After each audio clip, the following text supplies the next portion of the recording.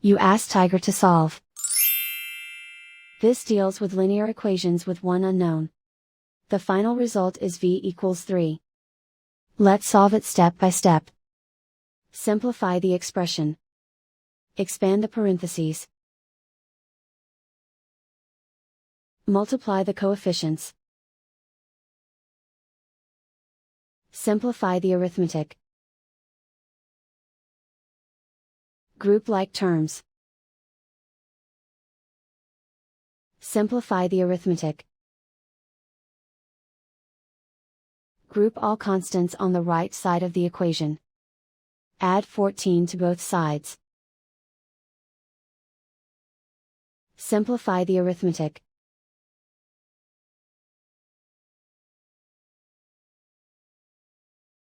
Isolate the v.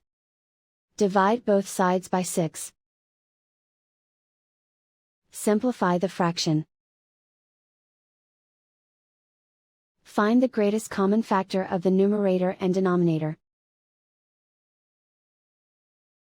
Factor out and cancel the greatest common factor. And so the final result is v equals 3.